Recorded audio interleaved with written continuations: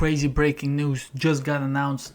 Israel Adesanya is fighting Joe Pyfer in the main event, March 28th, Seattle, a fight night card. And then we also got Azamat fighting Paulo Costa at light heavyweight. This is a crazy, insane fight, UFC 327. In terms of excitement, this is very good, but also in terms of logic, this does not make any sense at all. I am baffled by this matchmaking, and not only because Costa is now going up, he's fighting someone that's number 6, someone that's very good, while he himself is ranked number 13 at middleweight, but also the fact that this guy pulled out of his fight at UFC 326. He pulled out at UFC 326, and then he's fighting a month later. Does not make sense to me at all, but I look like shit, but whatever. I did hear from a reputable source, I think that the UFC pulled him out of the fight. Like, he didn't pull out himself due to injury. The UFC pulled him out because likely they wanted another matchup for him, and that was Azamat Murzakanov. And I think the weight issues for Costa were at that point just too much, so he decides to move up to light heavyweight. But that is the reason that this fight is made. Of course, as I said, Izzy is fighting Joe Pyfer. I think that's a fight that does make sense. Izzy is on a 3-fight losing streak now. Strickland, DDP, and now Imavov, 3 of the best at middleweight. Pyfer is on a small little win streak himself. 6 versus 15 might be a bit crazy, but if you know the actual like background of this fight, it does make some type of sense. So I don't mind this fight. Personally, I do think it's a bit weird that the UFC is trying to push Joe Pyfer this much, because you just know they are like, Dana loves Joe Pyfer, so they're pushing him towards like a number 6, number 5 ranked spot. I'll be giving my prediction for these fights too in this video. As I said, this fight does make sense, but I think this is too early for Joe Pyfer. I think that he's getting cooked here. Listen, obviously he has big power, he has good grappling, he has finishing ability on the feet and on the ground. He has huge power at middleweight. He claims to have more power than Ngannou when he hit like the machine at the UCPI. I don't know how that stuff measures itself. He was pretty mad about it when like it didn't, like they didn't state his record or whatever, but that just only goes to say that he hits as hard as a light heavyweight or a heavyweight, even like a big heavyweight, strong heavyweight.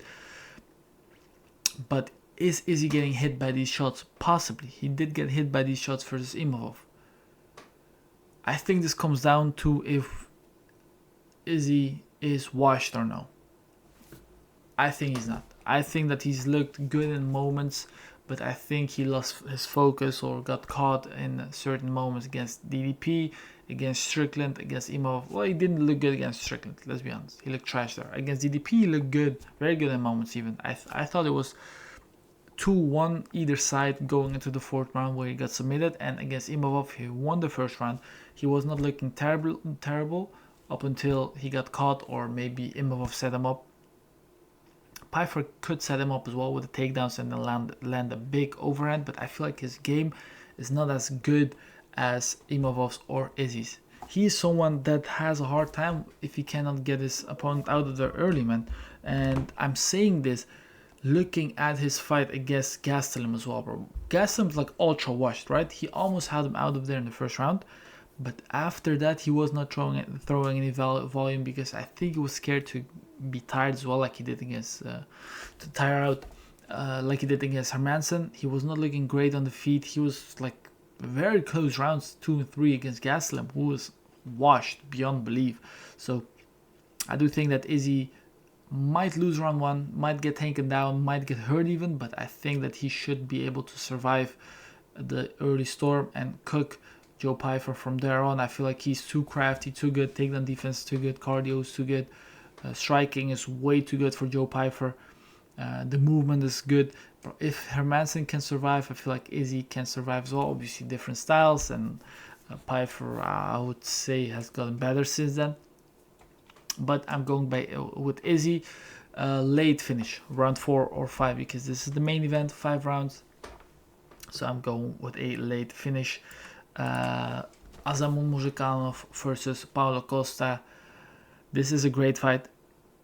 Entertaining fight, at least. I don't think it's going to be too great. I think you guys know, and I know, everyone knows, Azamat Muzhikanov is cooking Paulo Costa, bro. This is not going to be fun. This is not going to be competitive.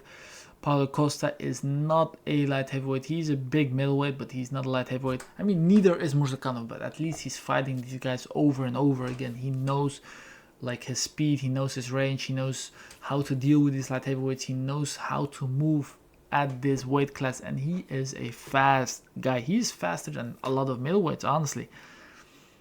And I think he cooks Costa. He's also southpaw, bro. His backhand is so dangerous. This guy is so dangerous, so fast. He knocked out Rakic with the front hand, sort of a jab.